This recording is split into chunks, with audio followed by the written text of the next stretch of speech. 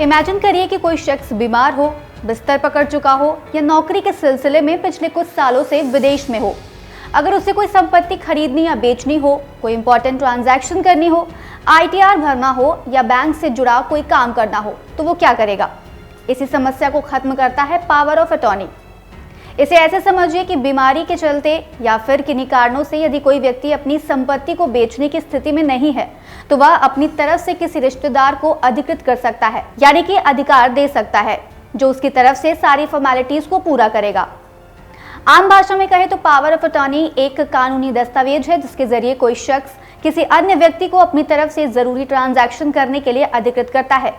व्यक्ति द्वारा जब इस तरह के अधिकार किसी अन्य व्यक्ति को जिस कानूनी प्रक्रिया के तहत दिए जाते हैं, उसे पावर ऑफ अटॉर्नी कहते हैं।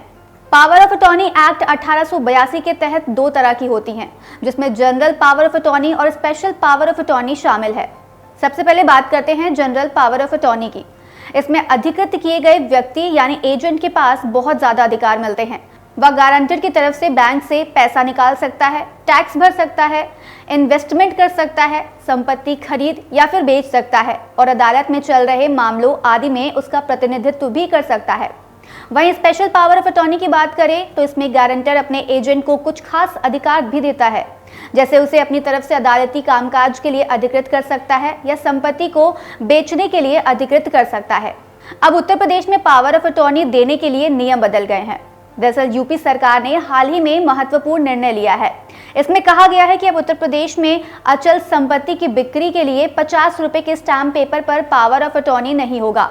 अब पावर ऑफ अटॉर्नी के लिए भी बाकायदा रजिस्ट्री की तरह ही 4 से 7% की स्टैम्प ड्यूटी देनी होगी, यानी इसके लिए भी अब उसी तरह से स्टैम्प ड्यूटी चुकाना होगा जैसे कि रजिस्ट्री के लिए चुकाते हैं।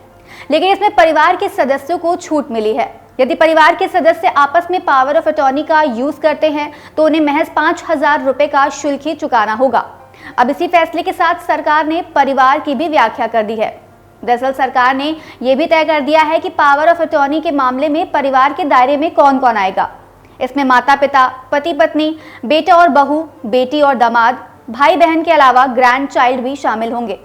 यानी इन्हें पावर ऑफ अटॉर्नी के लिए प्रचलित दर पर स्टैम्प ड्यूटी नहीं चुकाना होगा।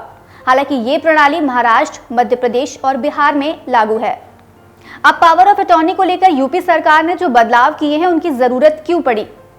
अब इस सवाल पर प्रदेश के स्टैम्प एवं पंजीयन मंत्री रविंद्र जायसवाल का कहना है कि इस समय पावर ऑफ अटॉर्नी बनाने में स्टैम्प ड्यूटी की चोरी हो रही है। इसी कर चोरी को रोकने के लिए सरकार ने ये कदम उठाया है। आज इस वीडियो में फिलहाल इतना ही। हम फिर हाजिर होंगे एक नए एपिसोड के साथ। तब तक के लिए आप देखते रहिए बातें यूपी की।